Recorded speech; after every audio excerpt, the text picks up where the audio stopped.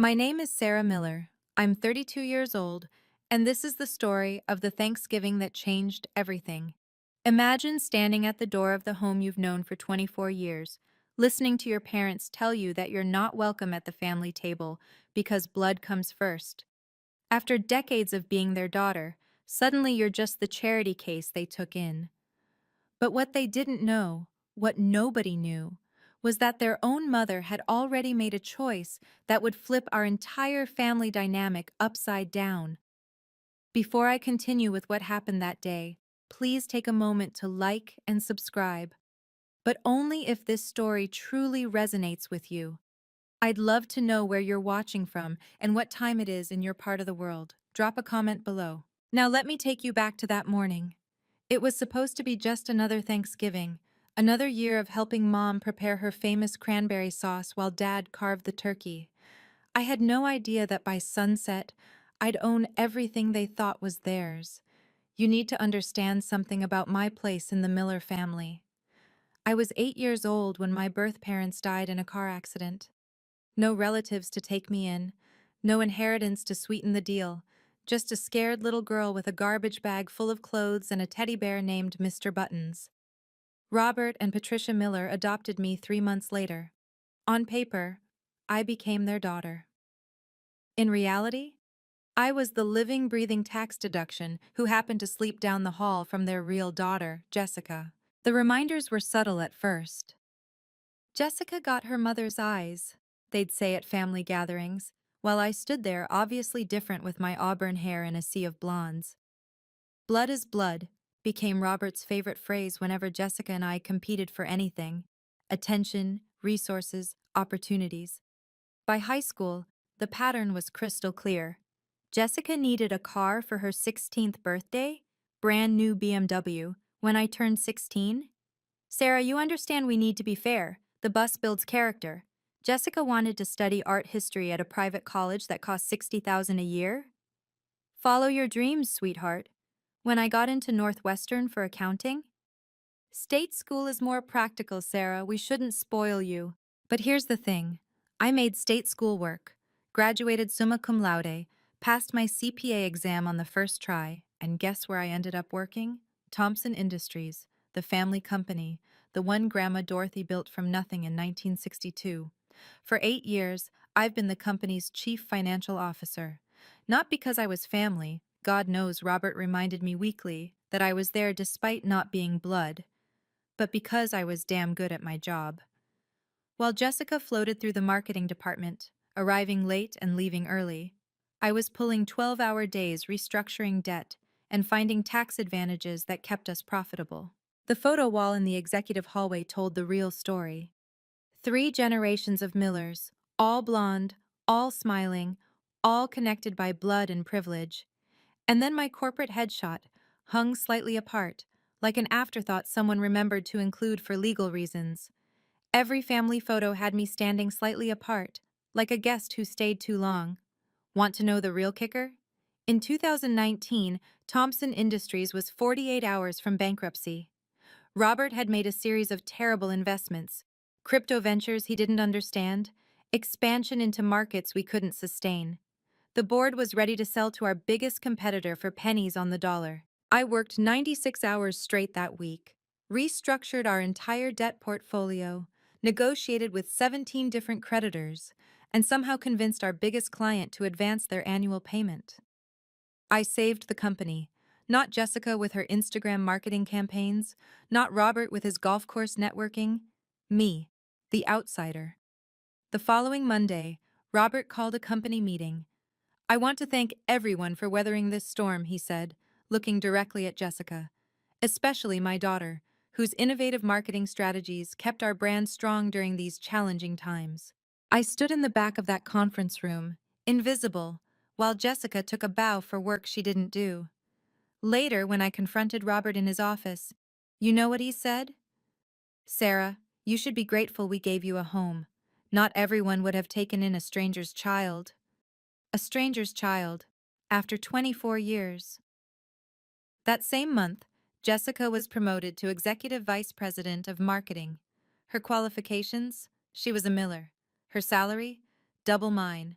Her actual contributions to the company? I'm still looking for them. Meanwhile, I discovered something interesting in the books. Robert had been moving money, small amounts but consistently, from the corporate accounts to a private LLC in Jessica's name. When I brought it up, he laughed. Family business, Sarah. Real family. You wouldn't understand. 3 months before she died, Grandma Dorothy called me into her study. She was 93, sharp as a tack, and absolutely disgusted by something. Sarah, dear, she said, pouring herself a brandy despite her doctor's orders. Tell me, what do you think makes someone family? I gave her some diplomatic answer about love and commitment. She snorted. Bullshit! Family is who shows up when everything goes to hell. Remember that. I thought she was having one of her philosophical moments.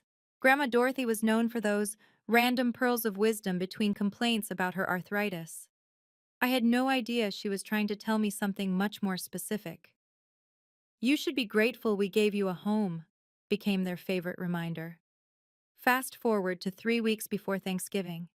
I was reviewing quarterly reports when I noticed something that made my blood run cold. Thomson Industries was preparing for an IPO, initial public offering, which would take us public and potentially net the family millions. But the paperwork was all wrong, deliberately wrong. The financial statements Robert submitted to the SEC showed inflated revenues and hidden debts, the kind of creative accounting that sends people to federal prison. And whose signature was on every single document as chief financial officer? Mine.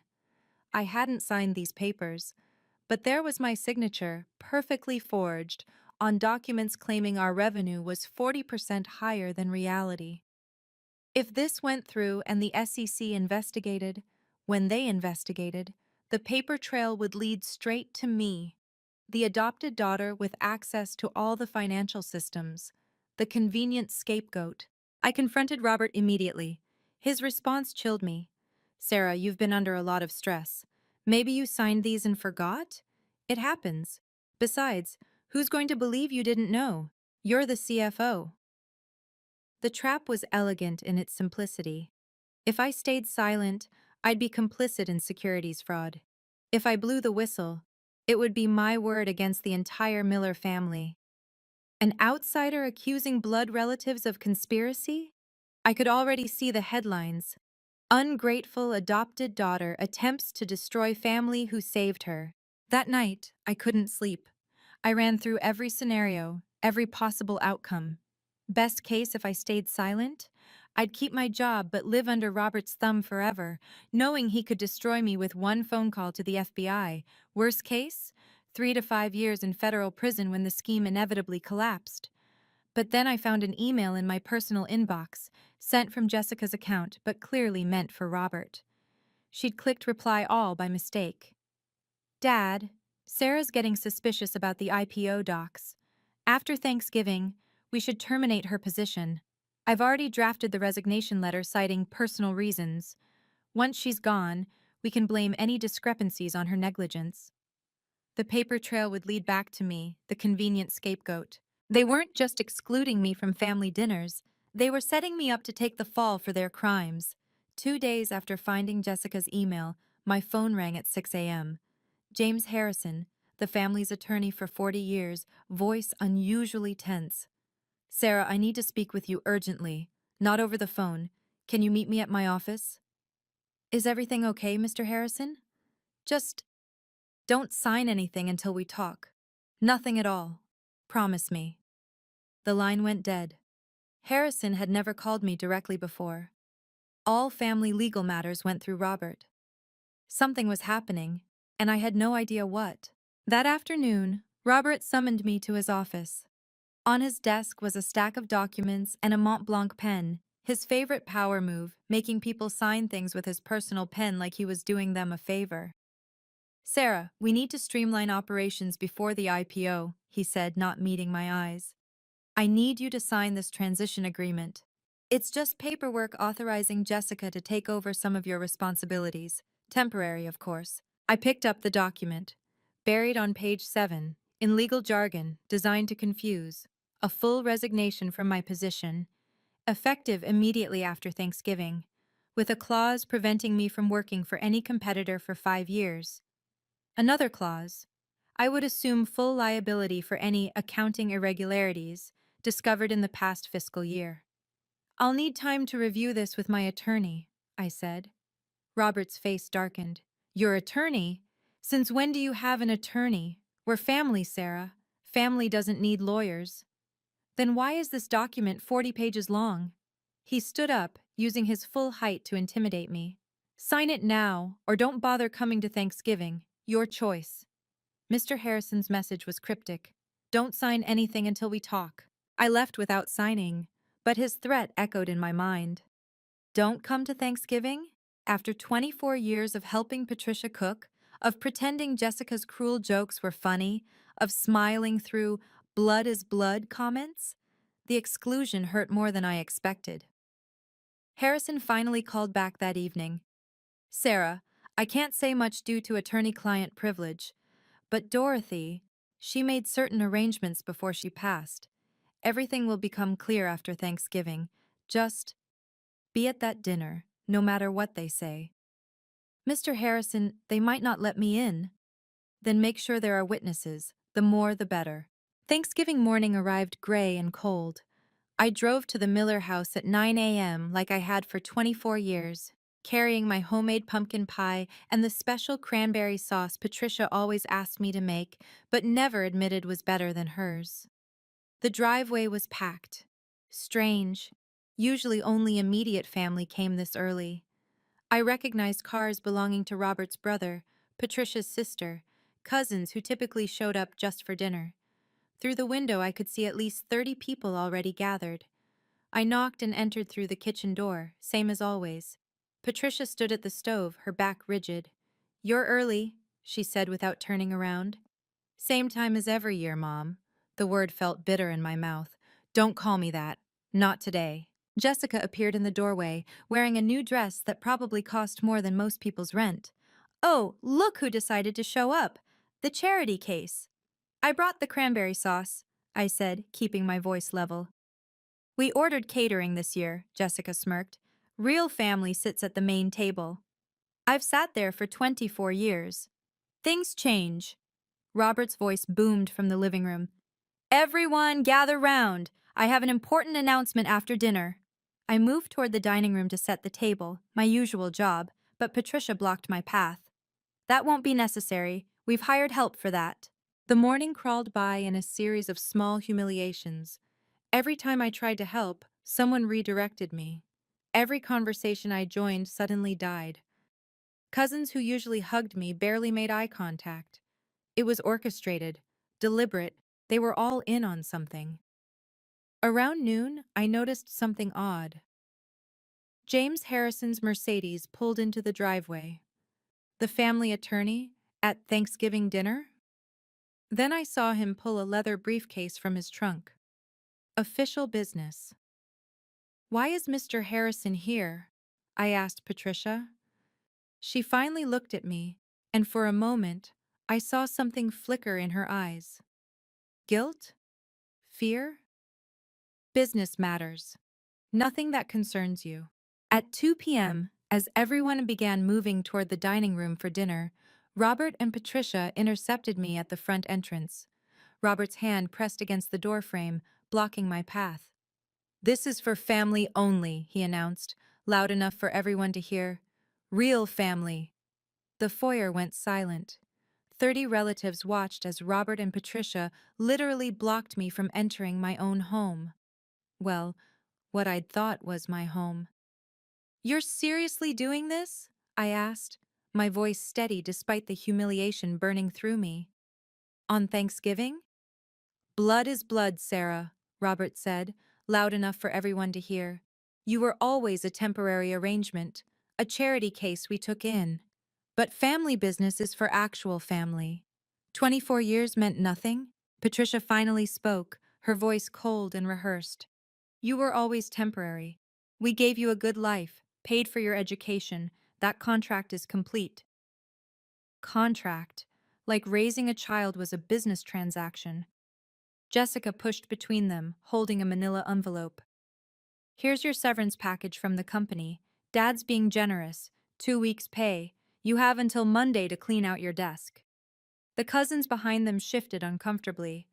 Robert's brother Marcus actually looked ashamed. But nobody spoke up. Nobody defended me. The silence was deafening. So that's it? I said. I save your company from bankruptcy, and this is how you— You were an employee, Robert cut me off. Nothing more. Now leave before this gets unpleasant. That's when James Harrison's voice cut through the tension like a blade. I'm afraid Ms. Miller needs to stay. Everyone turned. Harrison stood in the doorway, briefcase in hand, his expression professionally neutral, but his eyes sharp. This is a private family gathering, Robert sputtered, and I'm here on official legal business that requires all beneficiaries to be present. Harrison stepped inside without invitation, including Ms. Miller. She's not a beneficiary of anything, Patricia said quickly. Too quickly. Harrison's slight smile was almost imperceptible. That's not for you to determine, Mrs. Miller. Dorothy Thompson's will specifically requires Sarah Miller's presence for the reading. Robert laughed, but it sounded forced. Mother probably left her a few $1,000s, some token amount. She can receive it through the mail. The will must be read today, on Thanksgiving, with all parties present. Those were Dorothy's explicit instructions. Harrison looked directly at me. Ms. Miller, would you please come inside? The power shift was subtle but seismic. Robert couldn't physically block me now, not without defying legal proceedings in front of 30 witnesses. Have you ever been rejected by the very people who were supposed to love you unconditionally? I know exactly how that isolation feels. If this story is touching your heart, please take a moment to like and subscribe to support the channel. Comment family below if you believe that family isn't just about blood, it's about who chooses to stand by you. And now, let me tell you what happened when Mr. Harrison opened that briefcase. The dining room felt like a courtroom as Harrison set his briefcase on the table. The same table where I'd eaten hundreds of meals, pretending to belong. Robert and Patricia sat at the head, their positions of power. Jessica flanked them, already smirking about her inheritance. Before we begin, Harrison said, pulling out a sealed envelope, I need to confirm everyone's presence. He read through a list of names, all family members, all present. Then, Sarah Miller, adopted daughter of Robert and Patricia Miller. Former adopted daughter, Robert corrected. We're dissolving that arrangement. Harrison's eyebrows rose slightly. You can't retroactively dissolve an adoption, Mr. Miller. Legally, Sarah remains your daughter. The room stirred with whispers. I noticed Aunt Helen, Patricia's sister, actually looked surprised. They hadn't told everyone their plan. Harrison continued. Mrs. Thompson updated her will 6 months before her passing. She was quite specific about her wishes. He looked at Robert. She also insisted I record the reading to avoid any misunderstandings. He pulled out his phone, set it to record, and placed it prominently on the table. Several relatives shifted nervously. Furthermore, Harrison added, Mrs. Thompson left video messages to accompany certain provisions. She wanted her intentions crystal clear. Patricia's face had gone pale. Video messages? Mother never mentioned— There's quite a bit Dorothy never mentioned to you, Harrison said mildly. Shall we begin? Robert leaned back in his chair, still confident. Get on with it then. I have a company to run tomorrow. Interesting you mention the company, Harrison murmured, opening the will. That features prominently in Dorothy's final wishes. I caught Marcus, Robert's brother, exchanging glances with his wife. They knew something was off. The atmosphere had shifted from smug certainty to uneasy anticipation. One more thing, Harrison said, looking directly at me. Sarah, Dorothy wanted me to tell you something before we begin. She said, blood may be thick, but loyalty is everything. She wanted you to know she was watching, always watching. Jessica laughed. Watching what? Sarah making spreadsheets? Harrison's expression didn't change, but his tone carried weight. Watching everything, Ms. Miller, every decision, every betrayal, every kindness. He opened the will. Dorothy Thompson saw it all. Before I read the distributions, Harrison said, adjusting his glasses, Dorothy wanted certain facts established for the record. He pulled out another document. Thompson Industries, founded 1962, built from Dorothy's inheritance from her father. Not Miller money, Thompson money. This is important. Robert shifted impatiently. We all know Mother built the company. Do you know she never legally transferred ownership to you? Harrison asked quietly. The room went still. What are you talking about? Robert's voice cracked slightly. I've been CEO for 15 years. CEO, yes. Owner, no. Harrison showed a document. Dorothy retained 100% ownership through a trust. You were always an employee, Robert, just like Sarah. Patricia stood up. This is ridiculous. Robert runs everything. Runs, yes. Owns, no. Harrison returned to the will. Now, let's discuss recent events. Dorothy was particularly interested in the attempted IPO filing. My heart stopped. She knew? What about it? Robert asked, too quickly. The fraudulent documents, the forged signatures, the plan to frame Sarah. Harrison's voice remained calm, professional. Dorothy had a private investigator documenting everything for the last 2 years of her life. Jessica's phone clattered to the floor. Private investigator? Oh yes, she has quite a file. Email records, recorded conversations, even video of certain meetings where you discussed, what was the phrase? Getting rid of the charity case after Thanksgiving. I looked around the room. The extended family was riveted, some recording on their phones.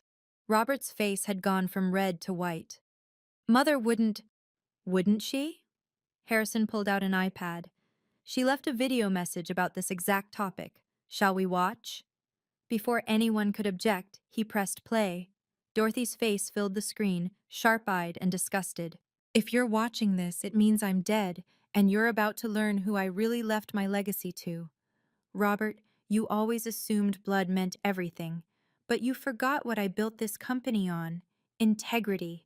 When you started stealing from it, when you plotted to frame Sarah for your crimes, you proved you're not my son in any way that matters.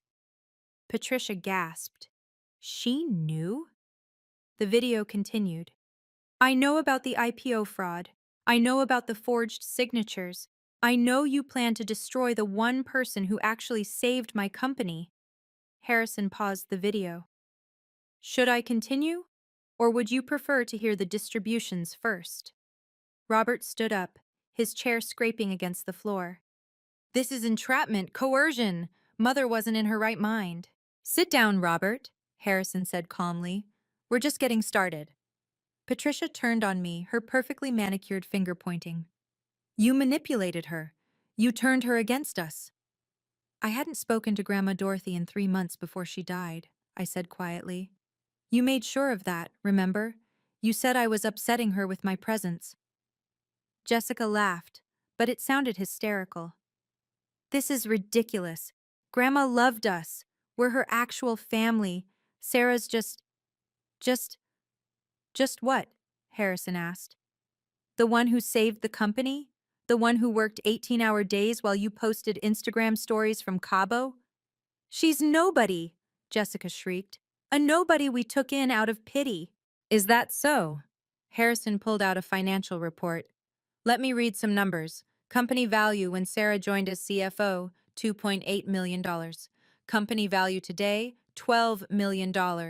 Growth directly attributed to Sarah's financial restructuring, 78%. The extended family murmured. Cousin David actually whistled. Robert tried to regain control. Numbers can be manipulated. Sarah probably what? Did her job while you embezzled?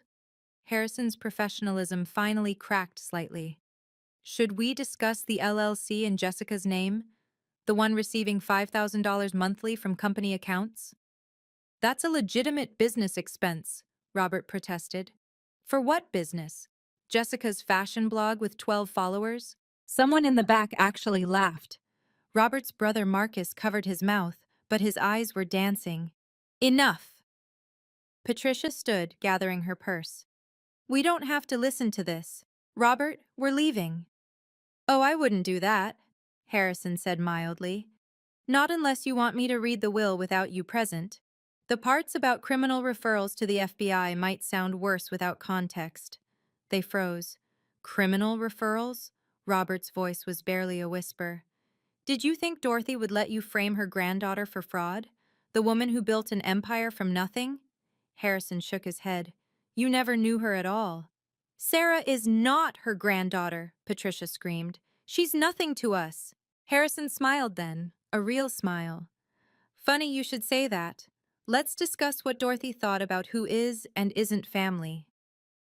Harrison lifted the will, his hands steady as a surgeon's. I'll read Dorothy Thompson's exact words. The room held its breath. Even the cousins recording on their phones went silent. I, Dorothy Elizabeth Thompson, being of sound mind and body, do hereby declare this to be my last will and testament. I revoke all prior wills and codicils. Standard opening. Robert relaxed slightly. First, I must address the elephants in the room. Yes, plural.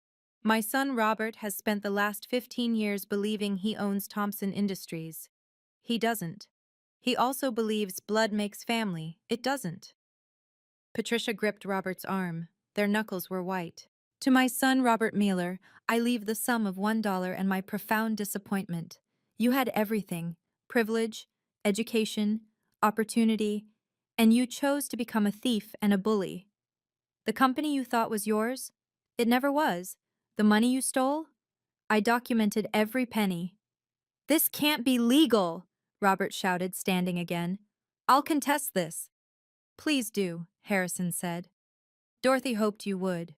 She set aside $500,000 specifically for legal fees to defend against your challenges.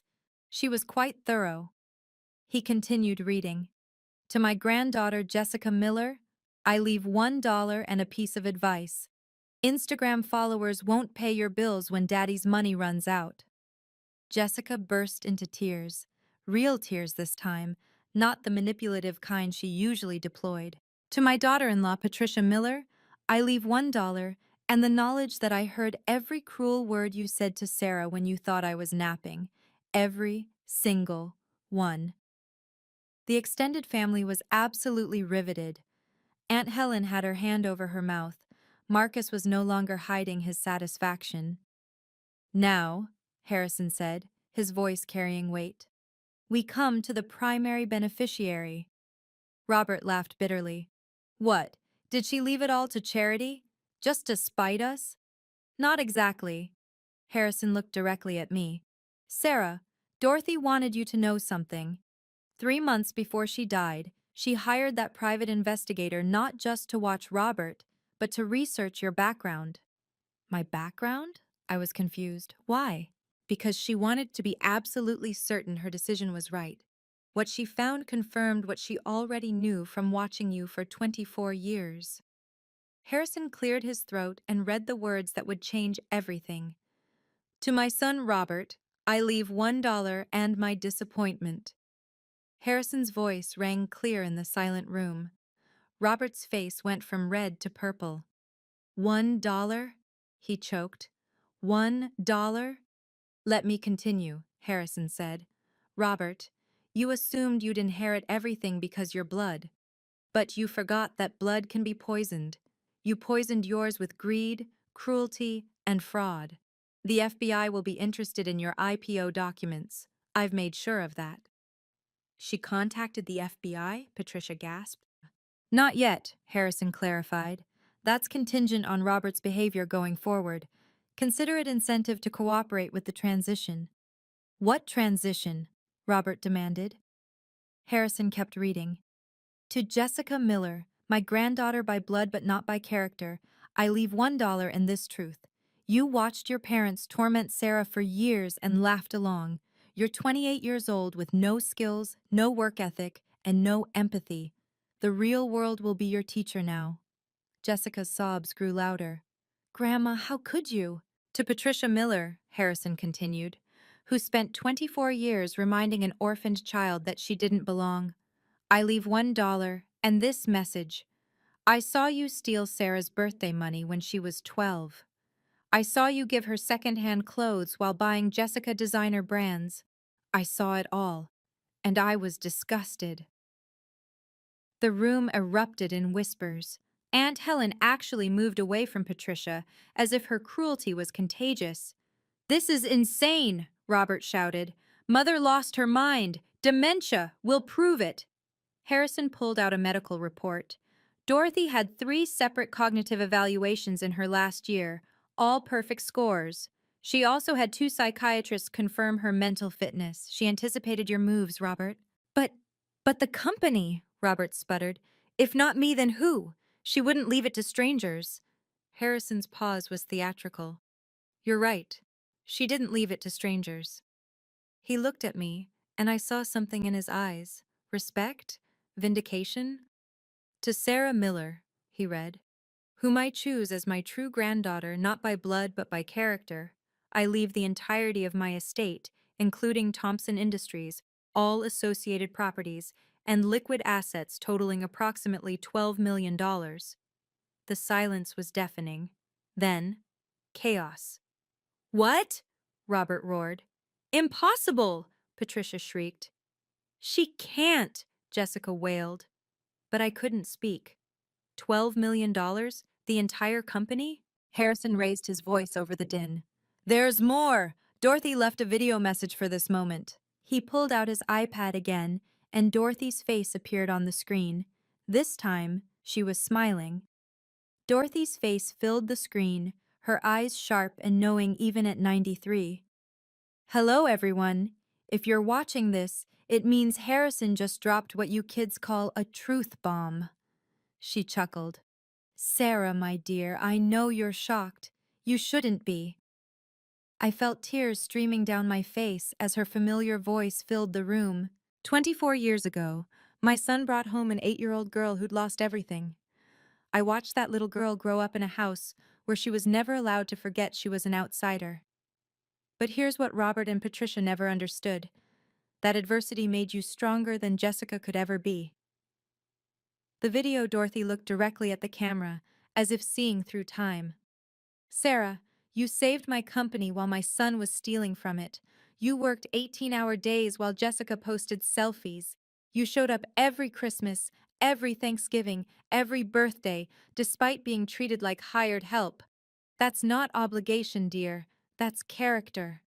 Robert tried to speak, but Harrison shushed him. Robert, you're probably screaming about blood rights and legal challenges, Dorothy continued. Save your breath. I spent 2 years making this will ironclad. Every lawyer in the state has been consulted, every loophole closed. The camera angle shifted slightly, showing Dorothy holding a stack of documents. These are the real books from Thompson Industries, the ones showing Robert embezzled $400,000 over 5 years. The ones showing Sarah not only covered those losses but grew the company by 300%. The ones proving that blood disappointed me while choice made me proud. Patricia had collapsed into a chair, white as a sheet. Jessica was typing furiously on her phone, probably Googling lawyers. Sarah, Dorothy's voice softened. I'm sorry I didn't intervene sooner. I wanted to, but my lawyer said I needed to document everything for this to stick. Every cruel word, every stolen opportunity, every moment they made you feel less than. I have it all. She held up a thick folder. 73 instances of financial abuse, 41 examples of emotional manipulation. 18 times they explicitly told you that you weren't real family.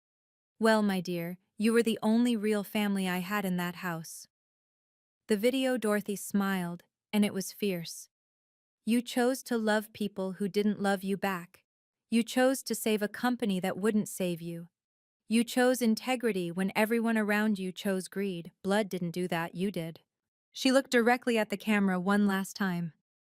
Welcome to your inheritance, Sarah. You've already earned it 1,000 times over. And Robert, pack your desk. Your services as CEO are no longer required. The video ended. The room exploded. Wow, did you see that coming? This is what happens when karma finally shows up to the party. If you're breathing a sigh of relief for Sarah right now, smash that like button. Comment justice below if you think Dorothy made the right choice. Share this story with anyone who needs to hear that family isn't always about blood. It's about who shows up when life gets hard. Now, let's see how the Miller family handled losing everything they thought was theirs. I stood up slowly, my legs shaky but my voice steady. The room fell silent, 30 pairs of eyes on me. Mr. Harrison, is this legally binding? Immediately? As of Dorothy's death 3 months ago, you've been the owner of Thompson Industries. I've been managing it in trust, waiting for today. He handed me a folder. Congratulations, CEO Miller. I turned to Robert, who looked like he'd been punched. Robert, you have 30 days to transition your responsibilities and clean out your office. I'll provide a severance package, 3 months' salary. That's more generous than what you offered me an hour ago. You can't do this, he sputtered. I can and I am. I turned to Jessica. Your position is terminated effective immediately. You never had a real contract anyway. Robert just put you on payroll. Security will escort you to clear your desk on Monday. Jessica's mouth opened and closed like a fish. But I need that job. No, you needed to do that job. There's a difference. I looked at Patricia. The house you're living in is corporate property. You have 60 days to relocate. 60 days, Patricia shrieked. Where will we go? That's not my concern, though I hear the apartments on Maple Street are nice. You know, the ones you said were good enough for Sarah when I asked for help with my first place. Marcus actually applauded. His wife elbowed him, but she was smiling too. This is vengeful, Robert shouted. Cruel. No, I said calmly. Cruel is telling an 8-year-old she's lucky anyone wanted her. Cruel is stealing from your mother's company while your adopted daughter fixes your mistakes. This is just business. I pulled out my phone and made a call. Jennifer? Yes, it's Sarah. I need you to freeze all corporate credit cards in Robert and Jessica Miller's names. Immediately. Thank you. You planned this, Patricia accused. Actually, Dorothy planned this. I'm just executing her wishes. I looked around the room at the extended family. For everyone else, nothing changes. The company will continue operating, probably better without the embezzlement. Harrison handed me another document. Sarah, Dorothy also wanted you to know she's established a foundation in your name. 10% of company profits go to supporting orphaned children. She thought you'd approve. I had to sit down again, overwhelmed. She did? With a special note. Every child deserves to feel chosen, not just tolerated. Looking at my former family's devastated faces, I could have twisted the knife. God knows they deserved it. But Dorothy raised me better than that, even from a distance. Robert, I said, if you cooperate with the transition and return the embezzled funds, I won't pursue criminal charges. His head snapped up. You'd do that? I'm not you. I don't kick people when they're down. I pulled out a document I'd prepared weeks ago, hoping I'd never need it. This is a consulting agreement. 1 year, half your current salary. You'll help transition your client relationships and knowledge. Take it or leave it. Robert's hands shook as he took the paper. Why? Because despite everything, you did teach me about business. Granted, mostly by showing me what not to do, but still. I turned to Jessica. I'll give you a reference letter for entry-level positions. Nothing fancy, but honest about your potential if you're willing to work for it. Jessica stared at me like I'd grown a second head. After everything? Dorothy believed in second chances, just not third, fourth, or fifth ones. I addressed Patricia. I'll extend the move-out period to 90 days, and I'll cover first and last month's rent on a reasonable apartment. Why? Patricia whispered. We were horrible to you. Yes, you were. But becoming you won't fix that. I stood, addressing the room. Dorothy Thompson built this company on integrity and hard work. I intend to honor that. Anyone currently employed stays employed if they're doing their job. No revenge firings, no petty politics. Aunt Helen spoke up for the first time. Sarah, dear, I'm sorry. We all saw how they treated you. We should have said something. Yes, you should have, I agreed. But that's between you and your conscience. Harrison cleared his throat. There's one more thing. Dorothy left specific instructions for the Foundation's first initiative. He handed me an envelope. Inside was a photo of an 8-year-old girl with auburn hair standing outside a foster home with a garbage bag of belongings. She saved this? I gasped. With a note. This little girl became my true legacy. Help other little girls find their strength, too. I looked at Robert, Patricia, and Jessica one last time. You spent 24 years telling me I wasn't family. You were right. I was something better. I was chosen by someone who saw my worth when you couldn't. The exodus began immediately. Robert's brother Marcus approached me first, extending his hand. Sarah, I'm ashamed I never spoke up. Dorothy would be proud of how you're handling this. Thank you, Marcus. I shook his hand, noting Patricia's glare from across the room. One by one, relatives filed past. Some offered congratulations, others mumbled apologies. A few just nodded and left. The cousins who'd been recording everything looked shell-shocked. This would be all over social media by evening. The news will spread fast, Harrison warned quietly. Small town, big money, everyone will know by tomorrow. Good, I said. Transparency was something Dorothy valued. Robert hadn't moved from his chair, staring at the consulting agreement. Finally, he spoke. I'll take it, the consulting position. Smart choice. Jennifer will have the formal papers Monday. Jessica was Googling apartment prices on her phone, tears streaming. These are all so expensive. How do people afford this? With jobs, I said simply. Real ones. Patricia stood abruptly. We're leaving. Robert, Jessica, now. But Robert didn't move. Pat, we need that consulting agreement. Without it, we have nothing. We have our dignity, Marcus laughed out loud. What dignity? You just tried to frame your adopted daughter for fraud.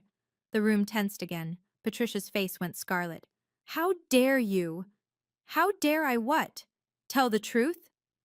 Marcus stood. We all knew what you were doing. The whole family knew. We were just too cowardly to stop it. His wife Linda added, Sarah worked every holiday while Jessica got drunk and posted about it. We all saw. And said nothing, I pointed out. You all said nothing. The shame in the room was palpable. Good. They should feel it. Harrison began packing his briefcase. Sarah, I'll need you at my office Monday to sign the transfer papers, 9 a.m. I'll be there. As the room emptied, Robert finally stood. He looked older, defeated. Sarah, your parents would be proud. Don't, I said sharply. Don't you dare mention them. You used their death as leverage for 24 years. Their memory is mine, not yours. He flinched. I suppose I deserve that.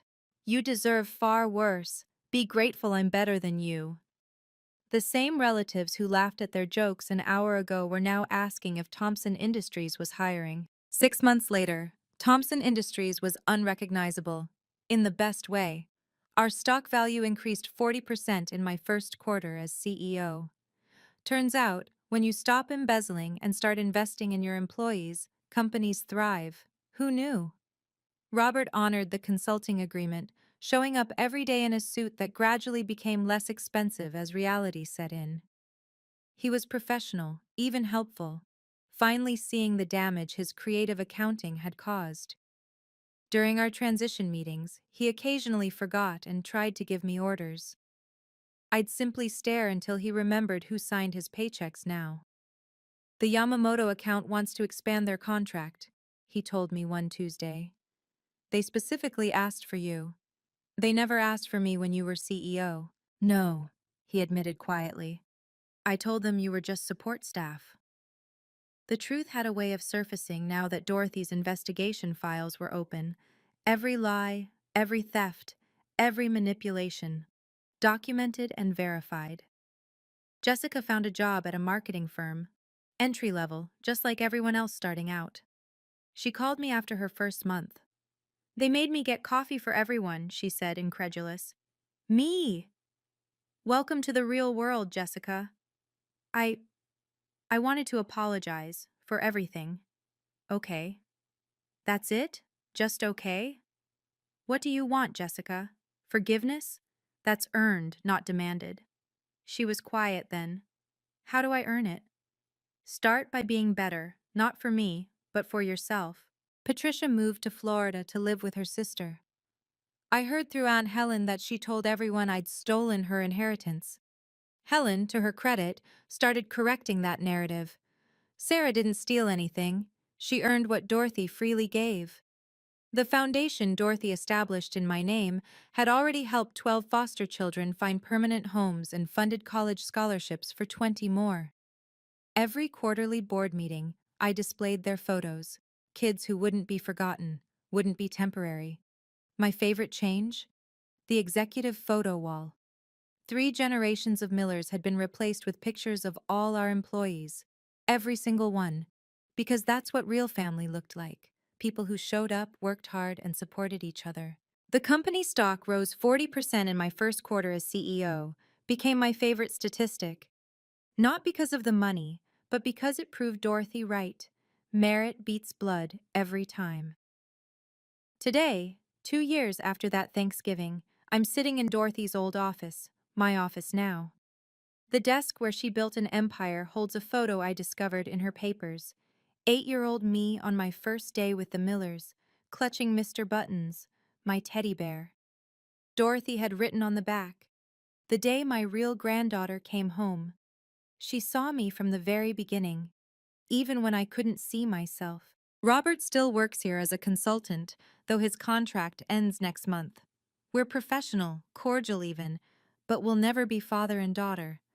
That relationship died the day he tried to frame me for his crimes. He asked me once if I ever loved them. "I love the idea of you," I told him. "The parents I needed you to be. But you never existed, did you?" He had no answer for that. Jessica sent me a birthday card last month. Inside, she wrote, "Thank you for not destroying us when you could have." I didn't respond. Some bridges are meant to stay burned. But I did notice she'd been promoted at her job. Earned, not given. Maybe there's hope for her yet. Patricia never contacted me again. I heard she tells people I was ungrateful and manipulative. Let her. The truth doesn't need defending when the evidence speaks for itself. But here's what I learned through all of this. Family isn't about blood. It's about choice. Dorothy chose me, a scared 8-year-old with nothing but a garbage bag and a teddy bear. She chose to see past the surface to who I could become. My real family now? It's Harrison, who checks on me every week, just because. It's Jennifer, my assistant, who brought me soup when I had the flu. It's the security guard, Thomas, who walked me to my car every night when the threats from Robert's supporters got ugly. It's the 12 foster kids our foundation has helped, who send me drawings and call me Aunt Sarah. Family isn't about blood, it's about who shows up when life gets hard. I've set clear boundaries now. No toxic relationships, regardless of history. No guilt trips disguised as family obligations. No accepting less than I deserve because someone thinks I should be grateful. Dorothy taught me that, even from beyond. The Millers thought they were teaching me my place. Beneath them, beside them, but never with them. Instead, they taught me resilience. They taught me that love isn't owed, it's earned. They taught me that sometimes the family you choose is infinitely more valuable than the family you're given. Every Thanksgiving now, I host dinner at my home. Not the corporate property Patricia had to leave, but my own place, bought with my own money. My table is full of chosen family, employees who became friends, foster kids who needed somewhere to belong, and yes, even Aunt Helen, who finally found the courage to stand up to Patricia. We don't say grace. Instead, we share what we're genuinely grateful for. Last year, 9-year-old Marcus, one of our foster kids, said, "I'm grateful for people who see me." I knew exactly what he meant. Have you ever had to set boundaries with family? What was your Thanksgiving revelation? Share your story below, because sometimes the best family is the one that chooses you back. Thank you for listening to my story. If you've ever felt like you didn't belong, remember this: your worth isn't determined by those who can't see it. You deserve to be chosen, celebrated, and genuinely loved. So I have to ask, are you Team Blood or Team Choice? Comment below and let me know.